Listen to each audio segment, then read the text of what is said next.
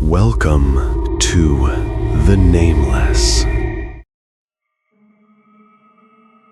I followed the footsteps echoing down the hall. They were slow, steady, like someone in sensible shoes who had all the time in the world. I called out, half joking, half annoyed, expecting an echo or nothing at all. The footsteps kept going. Then they stopped, right behind me. I didn't turn around right away. That's the part people always say they would do differently. But when you're actually there, your body makes decisions before your brain does.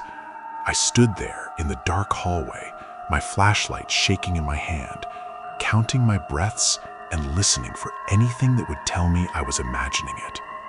Nothing did. I was in the building because I thought it would be quick. That's the honest truth.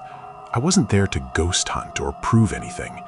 I was there because I'd been passing through a nearly dead town in the middle of the state, one of those places where the highway bends away and forgets it exists.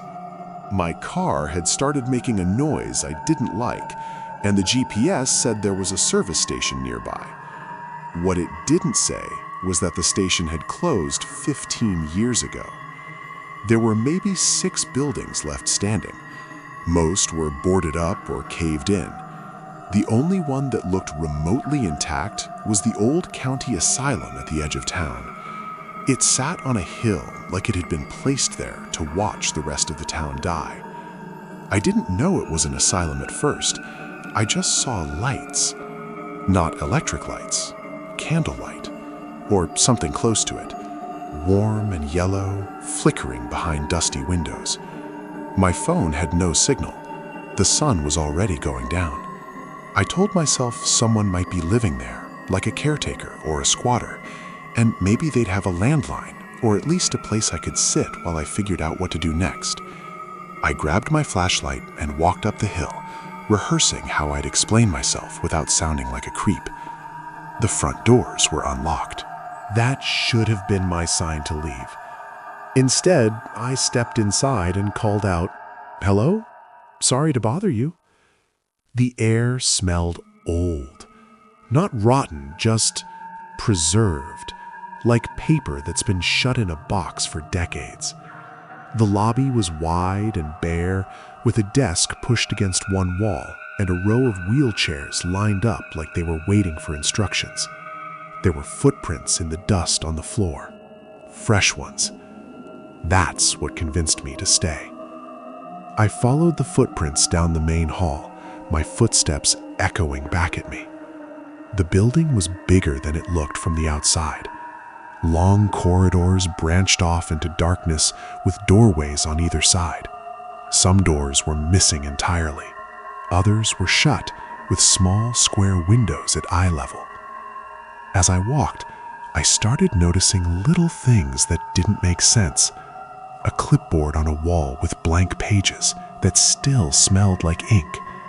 A clock ticking loudly, even though its hands were frozen at 2:17. Curtains moving when there was no breeze. The footprints stayed right in the center of the hall, neat and evenly spaced. Whoever made them wasn't in a hurry. I called out again, "Hey, my car broke down. I just need a phone." This time, I got a response. Not words, footsteps.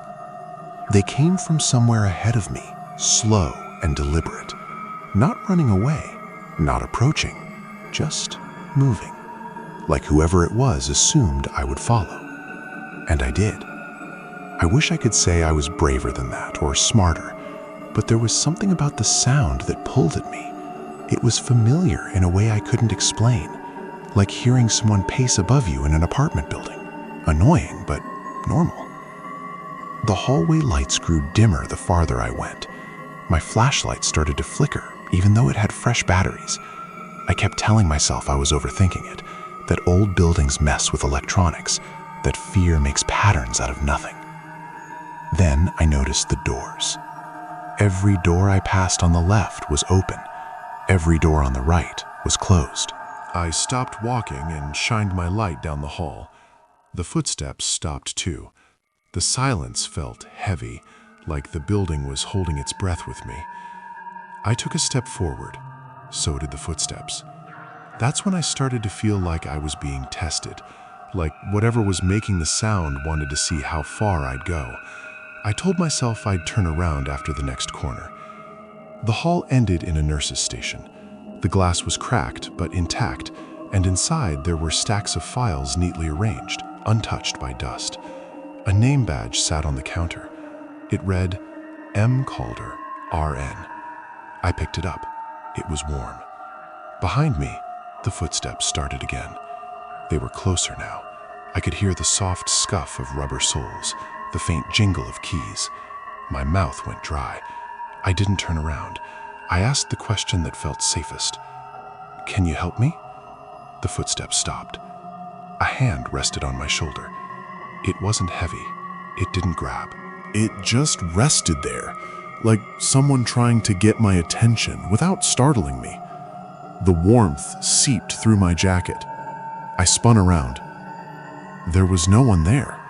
The hallway behind me was empty, but the feeling didn't go away. It was like standing too close to someone in line, that sense of personal space being invaded. I backed away until I hit the counter. That's when I saw her reflection in the cracked glass. She stood just behind me, slightly out of focus. A woman in a pale uniform that might have been white once. Her hair was pulled back tight, not a strand out of place. Her face was calm, professional, not angry, not sad, concerned. I turned around again, slowly. She was there now. Not solid, not transparent either.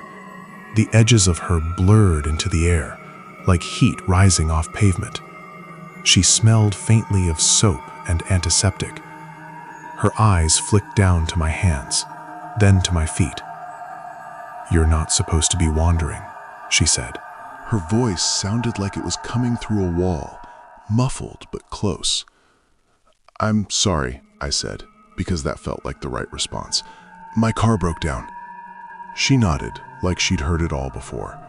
She stepped past me and began walking down the hall. Her footsteps made the same sound I had been following. She didn't look back, but she spoke as she walked. "Visiting hours are over. You need to return to your room." "I don't have a room," I said. "I just need help." She stopped and turned to face me. Up close, her face looked unfinished, like a photograph that hadn't fully loaded. Her eyes focused on me with unsettling intensity. "Everyone here has a room," she said. "Come with me." I didn't want to. Every instinct screamed at me to run, but my legs felt heavy, like I was standing in deep water. When she reached for my arm, I flinched, but her touch was gentle.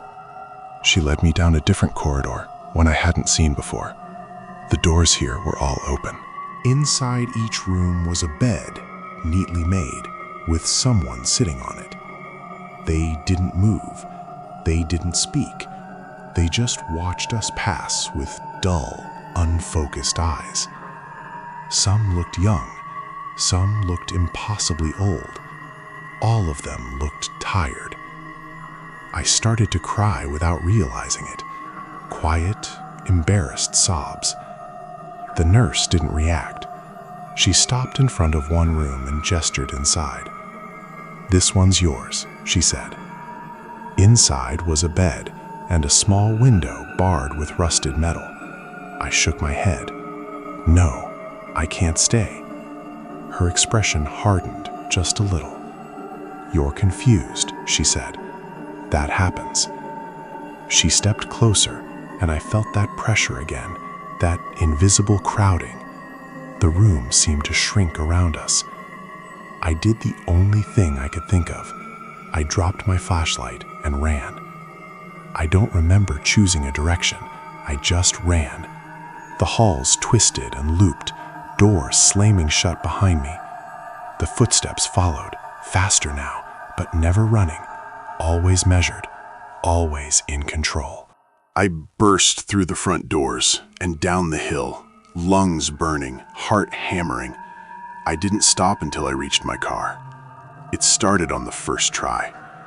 I drove all night, not stopping until the sun came up and I saw other cars on the road. I didn't tell anyone what happened. I didn't think anyone would believe me. Months later, curiosity got the better of me. I looked up the town, the asylum. It closed in the early 70s after an investigation. Overcrowding, neglect, patients wandering the halls at night. There was a photo with the article, a group of nurses standing in front of the building. One of them wore a name badge, M. Calder, RN. She was listed as having died on the job, heart attack during her night rounds. They never stopped calling her diligent, dedicated, always making sure everyone was where they were supposed to be. Sometimes, when I'm lying awake at night, I hear footsteps in the hall outside my apartment. Slow, steady, making their rounds. I don't get up to check anymore. I just stay very still and hope she doesn't think I'm wandering.